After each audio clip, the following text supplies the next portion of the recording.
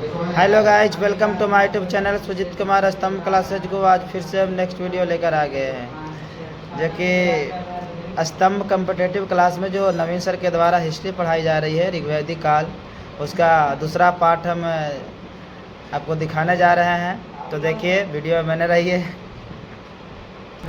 और क्लास का आनंद उठाइए। ठीक। ऋग्वैदिक कालीन राजनीतिक स्थिति आर्थिक स्थिति की चर्चा की है।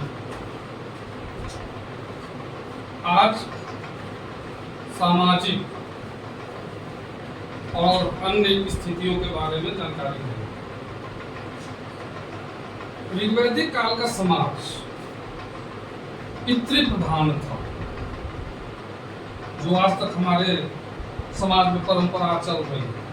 हालांकि चूंकि आर्यों का यह समाज था, इसलिए दक्षिण भारत में चले जाए द्रविड़ों के समाज में, तो हम मातृसत्तात्मक समाज, माताओं की प्रधानता से परिवार का वंश परंपरा चलती।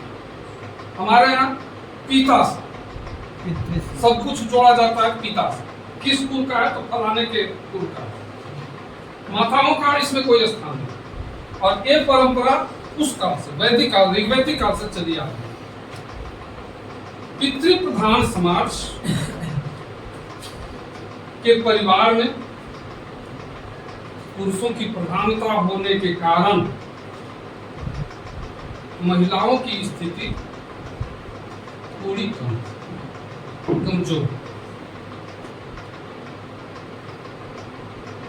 यह समाज जो आगे हम लोग देखेंगे, वर्ण व्यवस्था बहुत ज्यादा अभी डेवलपमेंट नहीं हुआ था। एक परिवार में न केवल माता पिता और बच्चे, बल्कि दादा दादी, नाना नानी, चाचा भतीजा, ये सभी के लिए एक ही शब्द आता है, कुल। सबके लिए। लेकिन पूरे समाज जो था, चूंकि यह कबीलाई समाज था और कबीला को कहा जाता था जन।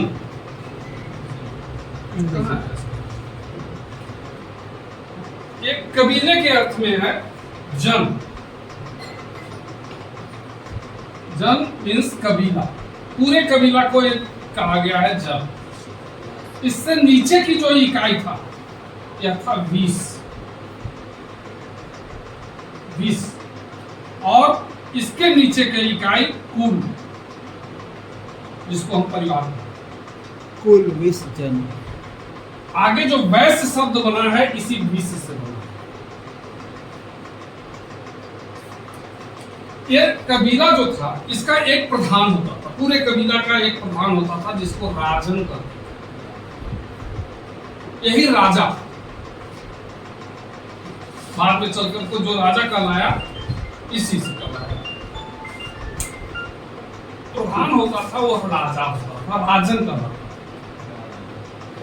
अब यह राजन चूंकि कबीले का प्रधान था, कोई क्षेत्र का प्रधान नहीं था, कोई भूमि का प्रधान नहीं था, इसलिए सभी कबीले के लोग उसको बलि देते।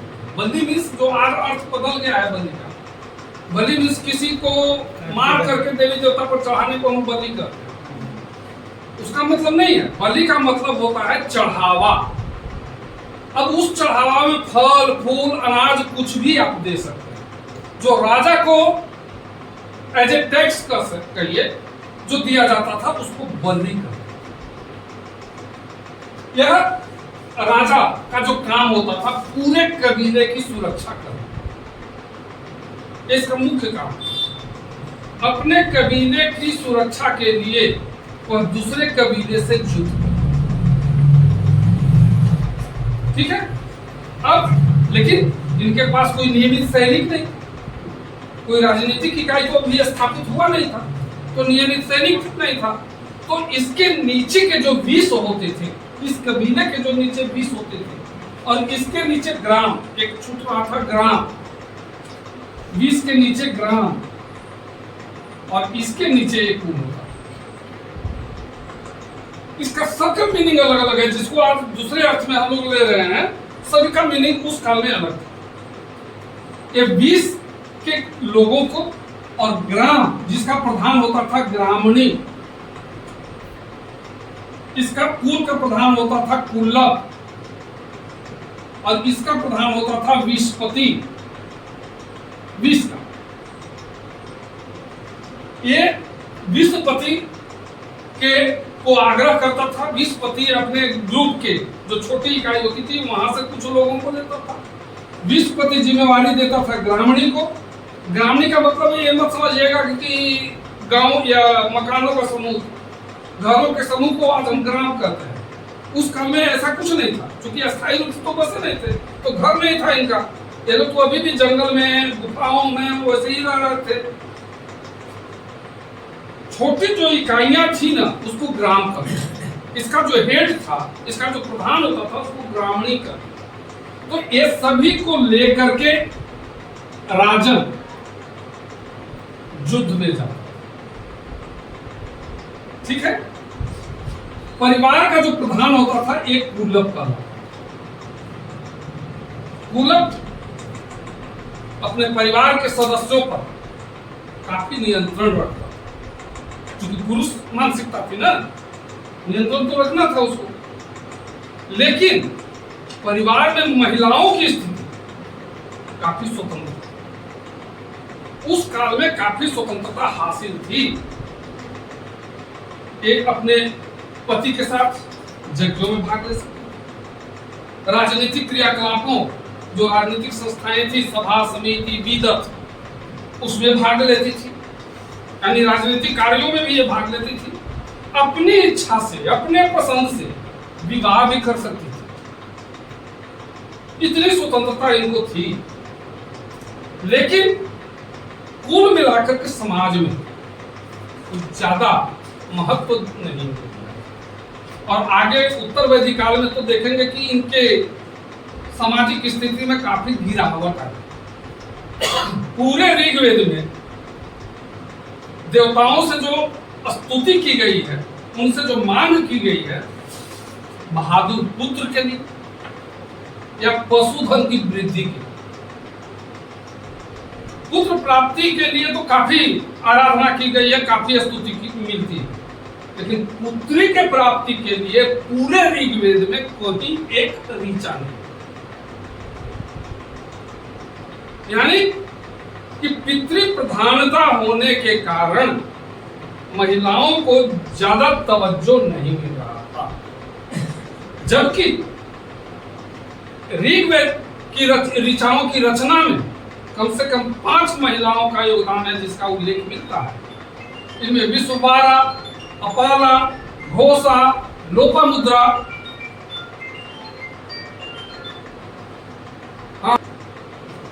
विश्ववारा, अपाला, घोषा, लोपामुद्रा जैसी विदुषी महिलाएं थी, जिन्होंने ऋग्वेद की ऋचाओं की रचना की। और इसमें घोषा तो अब पूरी जिंदगी अविवाहित रही। इतनी तवज्जो जरूर मिला महिलाओं को, जिससे कि वो अपनी शिक्षा ग्रहण कर सके, लेकिन सामाजिक रूप में, पारिवारिक रूप में कोई विशेष दर्जा नहीं दिया गया। समाज में विभाजन कहां से? ये जो ब्राह्मण, क्षत्रिय, वैश्य और शूद्र जो हम पाते हैं, ये कहां से विभाजन हुआ, कैसे? ये जानबूझ करके नहीं हो। आज एक धारणा लोगों के दिमाग में बैठ रही है कि कोई ब्राह्मणों का समूह था, कोई पंडितों का समूह था, जो बैठा और समाज को ऐसे ऐसे करके बांट दिया। नहीं हुआ कि ये एक तरह के लुटेरे कबीले थे। एक कबीला दूसरे पर वर्चस्व स्थापित करता था, करने की कोशिश करता था, उसमें युद्ध होता था। जिस कबीले की पराजय हो गई, उस कबीले की संपत्ति जो कबीला जीता था वो लूट लेता था, ले लेता था। अब जो संपत्ति लूटी गई, उसमें बंटवारा में सबसे ज्यादा हिस्सा मिलता था किसको? जो लड़ाकू होता था उसको, और नहीं, और उसके बाद पुरोहित। पुरोहित का मतलब ये मत समझ लीजिएगा कि सारे ब्राह्मण थे, पुरोहित ही थे। ब्राह्मणों के 22 कुल था, ऋग्वैदिक काल में उसमें कुछ ही लोग जो थे वो पुरोहिताई का काम करते थे, शेष एक तरह से सामान्य जन में ही आते।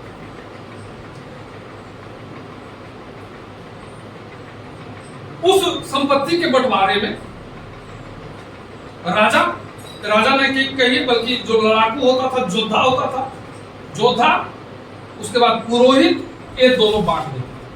जो बचा कुछ माल होता था सामान्य जन को देते। अब देखो यहीं से धीरे धीरे कालांतर में चल करके ये स्थापित होता चला। जो योद्धा था वो कालांतर में राजा हो गया, पुरोहित पुरोहित और उसकी प्रधानता बढ़ती चली गई क्योंकि उसके पास संपत्ति बढ़ती चली गई, और सामान्य जन आ गए दास और शूद्र में। और ये सामान्य जन जो थे, ये मत समझिएगा कि कोई बाहर से आया, इन्हें आर्यों की कुछ टोली थी जो पराजित हुए, उनको दास श्रेणी में रख दिया गया। ऋग्वेद में दास और दस्यु दो शब्द। दास जो यहाँ के मूल निवासी थे वो उनको भी दास बनाया गया, और जो जिन आर्य कबीलों को पराजित किया गया उस पराजित कबीले के लोग भी दास श्रेणी में आए। ये लोग दस्युओं से ज्यादा नफरत करते थे। आर्य लोग जो यहाँ का मूल निवासी था उसको कहा गया है अनासिका, यानी नासिकाहीन, जिसको नाक नहीं। ऐसा तो कोई था नहीं, नाक तो होगा ही होगा, लेकिन इनको कहा गया अनासिका। इसका मतलब कि उनकी नाक चपटी होगी। आज भी देखें ना कुछ लोगों को नाक चपटी वाले, चाइनीज लोग होंगे, नेपाली लोग होंगे, उस मूल के जो लोग हैं उसकी नाक छोटी होगी, पतली, बैठा जैसा, चपटी जैसा। उसी को संभवतः इन्होंने अनासिका कहा। अकबर सॉरी उनको अयज्ञ कहा गया है, जो यज्ञ नहीं करते थे।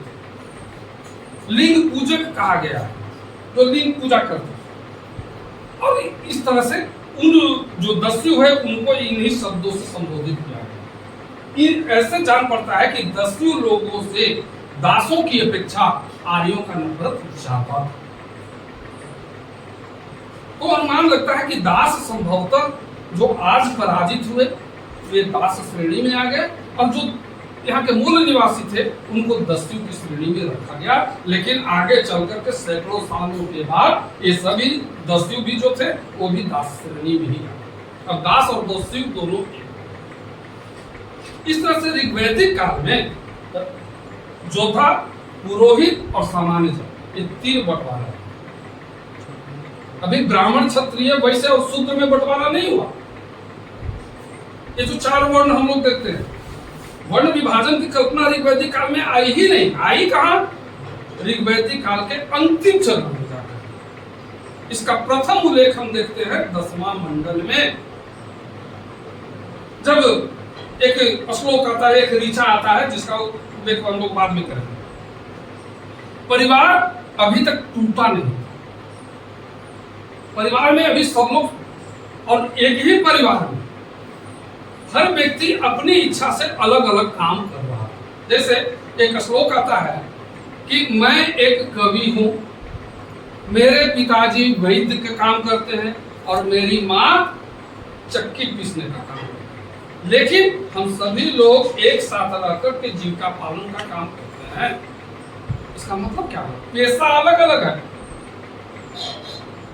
बाद में चल करके यही बंटवारा होता है ना, जो कवि है वो ब्राह्मण हो गया, जो पीसने उसने का काम कर रही है वो शूद्र की श्रेणी में आ गई, और जो लड़ने भिड़ने का काम करता है वो क्षत्रिय की श्रेणी में आ गया, वगैरह वगैरह। ये बाद में विभाजन होता है। ऋग्वैदिक काल में अभी पारिवारिक विभेद ज्यादा नहीं हुआ था, एक ही साथ पूरा परिवार हुआ, जबकि पेशा अलग अलग हो सकता है। इस कारण महिलाओं का जो विवाह, दो तीन चीज और यहाँ प्रचलित है। एक तो विधवा विवाह प्रचलन था, और दूसरा नियोग सिस्टम। नियोग सिस्टम बहुत इंपॉर्टेंट चीज है, नियोग सिस्टम। और ये नियोग आपको महाभारत काल तक आता है। महाभारत काल में पांडु का नाम सुना है? हाँ। पांडु वो नियोग से ही पैदा हुए। नियोग क्या है? वेदव्यास जिन्होंने वेदों की रचना की और गीता की रचना की और महाभारत की रचना की, नियोग से ही जन्म लिए थे। आपके विदु नियोग से ही जन्म लिए थे। धृतराष्ट्र नियोग से ही जन्म लिए थे। ये नियोग क्या है? नियोग एक ऐसी प्रथा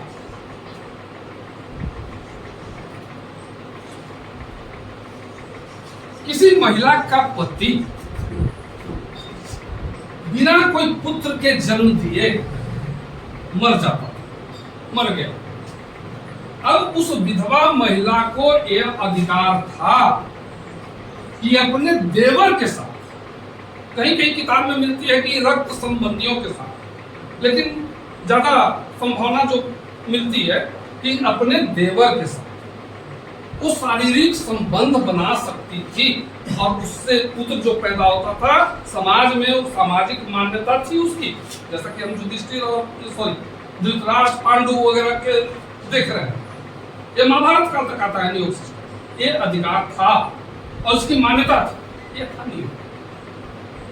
दूसरा, इस काल में जो वैवाहिक स्थिति हम देखते हैं, लड़का हो या लड़की, 16-17 वर्ष की आयु में ही उनका विवाह होता था। बाल विवाह का उदाहरण कोई नहीं मिलता, जो बाद में चल करके मेडिवल पीरियड से ये शुरू होता है। 5, 6, 7 और 8 वर्ष की लड़की का विवाह कर देना तो सबसे उत्तम माना जाता था। सबसे सर्वोत्तम टाइप का जो विवाह होता था ये मध्यकाल में, वो 8 वर्ष की कन्या, उसको कन्या कहते हैं। बाद में हम इसको डिफाइन करेंगे उत्तर वैदिक काल में। लेकिन इस काल में बाल विवाह का कोई उदाहरण नहीं होता। विधवाओं का विवाह प्रचलित था, नियोग सिस्टम का प्रचलित। भले ही पूरे ऋग्वेद में हमको लड़कियों की कामना नहीं की मिलती है, इच्छा प्राप्ति नहीं है पूरे परिवार में। भगवान से उन्होंने कहीं प्रार्थना नहीं की है कि हे भगवान हमको पुत्री दीजिए, ऐसी कहीं कोई कामना नहीं है।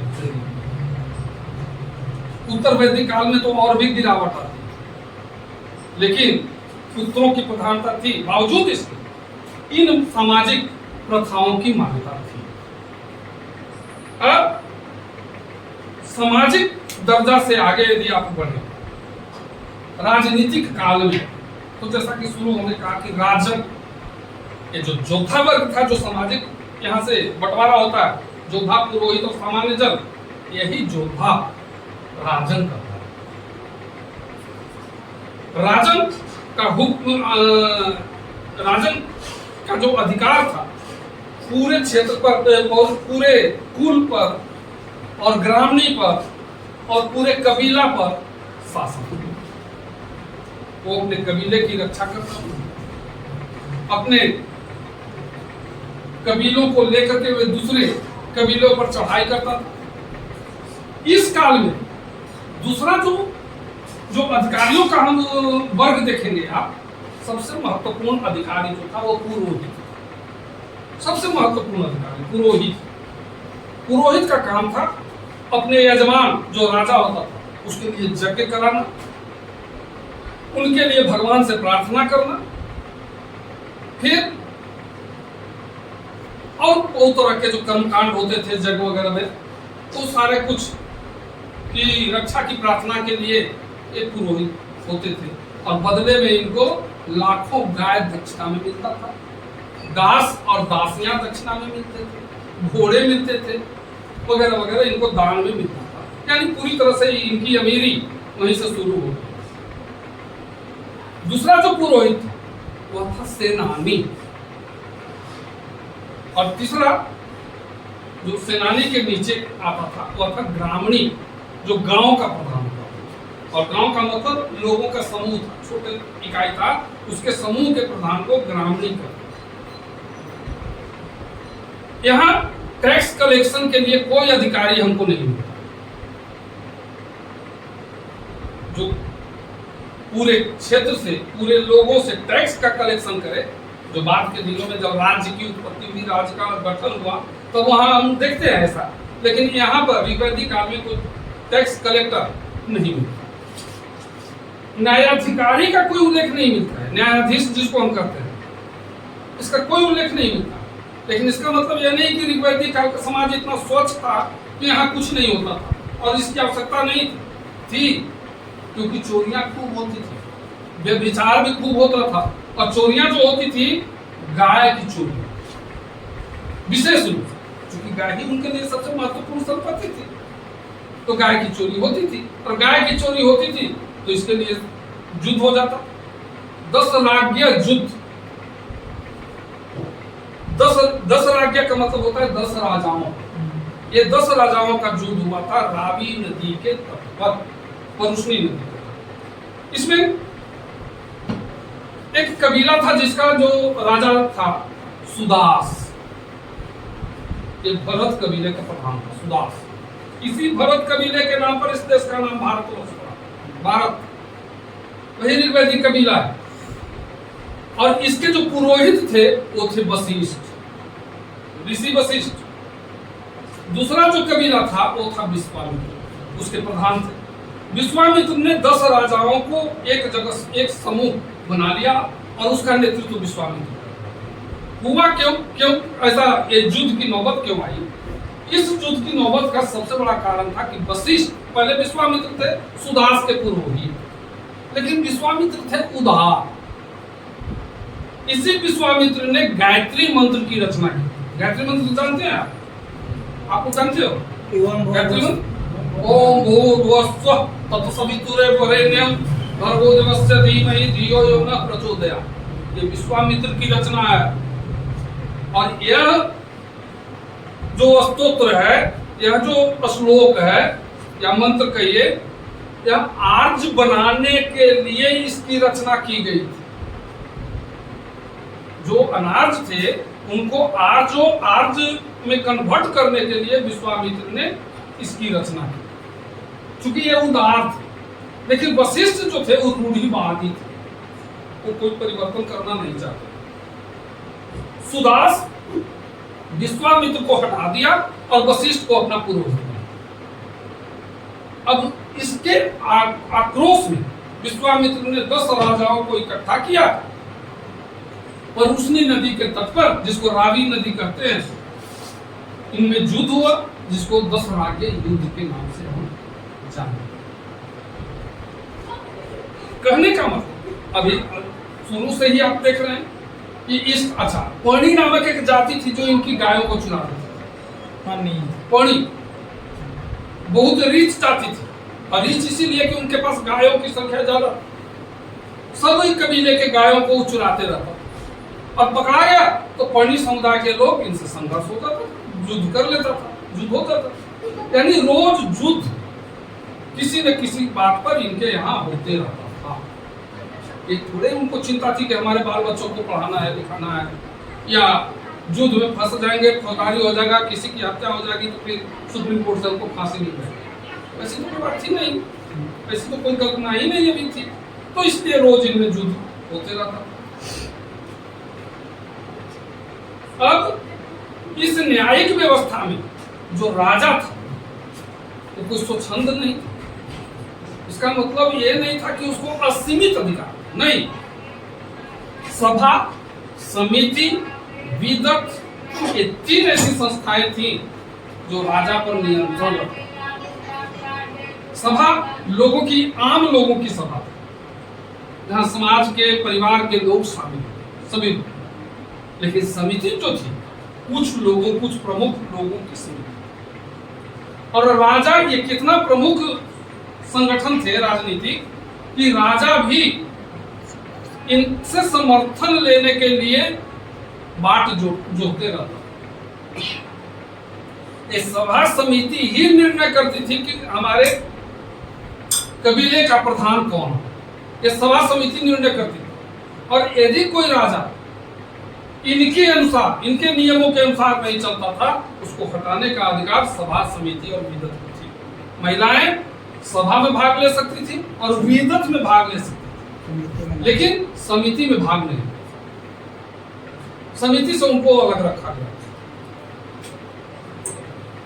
धार्मिक क्षेत्र में यदि हम आते हैं, एक चीज और इसमें छूट रहा है वर्ण व्यवस्था। वर्ण, यह जो वर्ण शब्द आया है ऋग्वेद में, आया है जरूर, लेकिन यह शब्द आया है रंग के लिए। वर्ण मतलब रंग। कोई न आज तो वर्ण मतलब हो जाता है कुछ दूसरा, ये ब्राह्मण वर्ण के हैं, ये क्षत्रिय वर्ण के हैं, जो बाद में चल करके रूढ़ हो गया, सामाजिक रूप से यह रूढ़ हो गया उत्तर वैदिक काल और फिर अर्ली मेडिवल पीरियड में। लेकिन ऋग्वैदिक काल में यह जो था सब, वह था कलर, रंग के अर्थ में।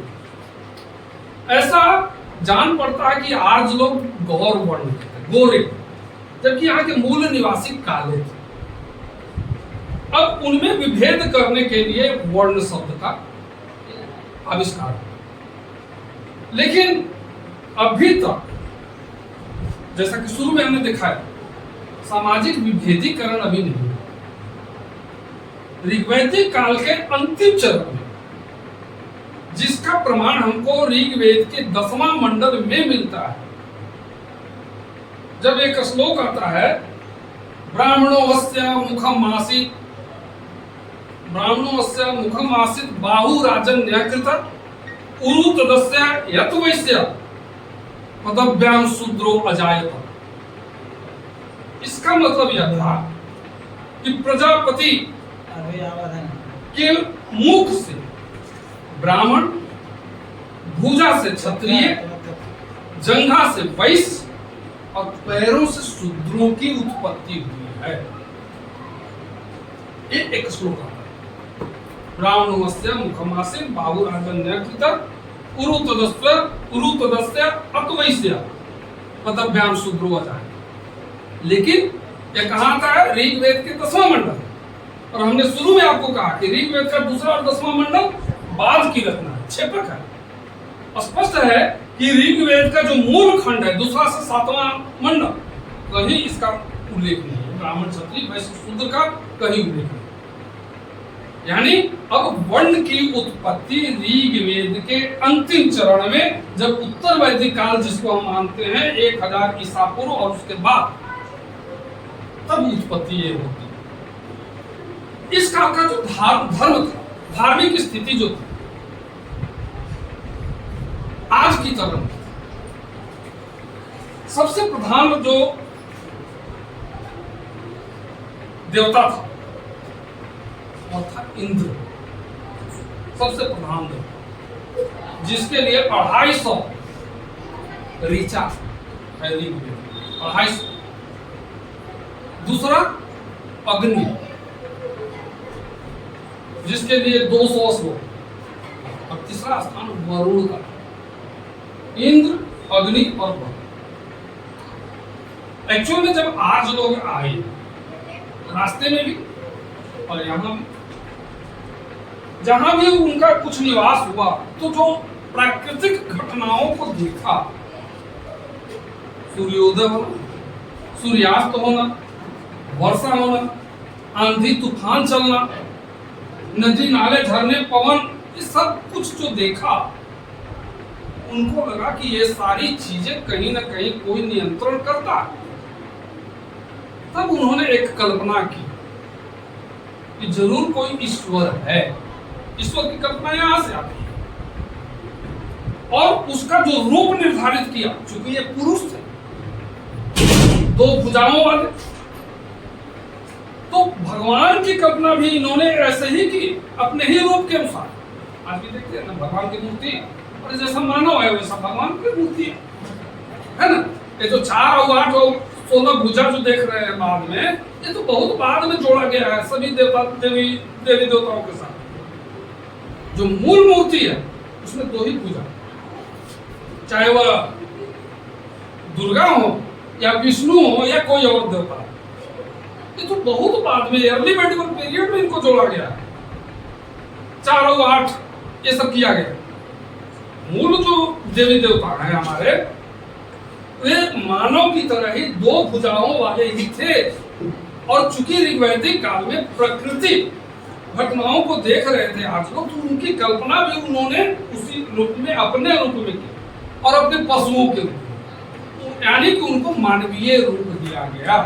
और फिर उनके लिए ऋचाओं की रचना हुई। धर्म, मूल रूप से याज्ञिक क्रियाओं पर डिपेंड करता है। छोटी छोटी बातों के लिए किसी के घर में पुत्र की पैदाइश हुई तो उसके लिए भी यज्ञ, किसी युद्ध पर जाना है तो उसके लिए भी यज्ञ, युद्ध से विजय हो गया तो उसके लिए भी यज्ञ। खाली यज्ञ की ही बात होती थी और एक एक यज्ञ चलता था सालों भर, साल भर। और उस एक यज्ञ की समाप्ति के पश्चात पुरोहित जी को भरपूर दक्षिणा मिलती। तो कहा ना पुरोहित जी साल भर का 2-4 साल चले वो कराएगा, कोई भी कराएगा, लेकिन सामान्य जन तो नहीं करा सकता था। सामान्य जन के पास उतनी संपत्ति थी नहीं। इसका रिएक्शन होता है 6th सेंचुरी BC तक आते आते। लेकिन इस काल में धर्म के लिए यज्ञ की प्रधानता थी। यज्ञ में कोई मंत्र नहीं पढ़ा जाता था जैसे आज पढ़ा जाता है। और एक बात और थी कि उत्तर वैदिक काल में जब ब्राह्मण आरण्यक जैसे ग्रंथों की रचना हुई तो यह मान लिया गया कि जिस श्लोक का पाठ हम कर रहे हैं उसमें यदि शब्द का उच्चारण सही रूप में नहीं होगा तो इसका बड़ा गलत प्रभाव पड़ेगा। ये उत्तर वैदिक काल की धारणा है। यानी शब्द का सही उच्चारण कौन करेगा? पुरोहित करेगा। और पुरोहित कौन था? ब्राह्मण। बस ऐसे ही प्रधानता बढ़ती चली गई समाज में ब्राह्मणों की। बाद में चल करके जो एकदम पूरा साष्टांग दंडवत समाज झुक गया ब्राह्मणों के आगे, उसका यही से कारण। अब लेकिन पूरे स्तुति में जितने देवताओं की स्तुति की गई है मूल रूप से प्रकृति पूजक थे। ऋग्वेदिक काल के आर्य प्रकृति की पूजा करते थे। इंद्र जो था, जो सबसे मुख्य देवता था, यह युद्ध का भी देवता था, वर्षा का और बादल का भी देवता था, और अन्य कुछ घटनाओं के लिए भी इंद्र ही जिम्मेवार था। दूसरा अग्नि, क्योंकि यज्ञ करते थे, यज्ञ में जो हवन डाला जाता था तो हवन से जो धुआं निकलता था, लोगों की मानता थी कि यह धुआं सीधे ईश्वर के पास जाता। तो जो हम संदेश भेज रहे हैं कि बहादुर पुत्र हमें मिलना चाहिए, रथ और घोड़े और गाय अच्छे से अच्छे नस्ल का हमारे पास हो, इसकी वृद्धि हो, इसके लिए वो कामना करते थे, तो वो मैसेज जाता था धुआं के मार्फत से भगवान। ये उनकी धारणा। और तीसरा स्थान वरुण का, जो प्रकृति, पूरे प्रकृति का नियामक, इसको रीत का कंट्रोलर करते हैं। कुछ और छोटे मोटे देवता भी थे। विष्णु जो उत्तर वैदिक काल में मुख्य देवता बन गया, इस काल में विष्णु पशुओं के देवता थे। वो नगण्य था, कोई महत्व नहीं था समाज में। और विष्णु से आज लोग एक तरह से नफरत भी करने लगे थे। ठीक है, देवियों की कल्पना इस समय नहीं थी। हाँ, 2-3 देवियां मिलती हैं, नाम मिलता है। इसमें उषा काल जो देखते हो ना, भोर का जो काल है ना, सुबह में आप लोग उठते हैं कभी 4 बजे 5 बजे, कभी सूर्योदय देखा है आप लोग? हाँ, देखे हैं। लड़कियां तो उठ जाती हैं, लड़के ज्यादातर 8 बजे 9 बजे ना तो और ज्यादा मिला है। तो कभी निकलो बाहर मैदानी क्षेत्र में खेल रहे, निकलो घूमने के लिए। सूर्योदय से पहले की जो बेला है, उस बेला आपको देखो, उसको कहते हैं हम लोग उषा काल।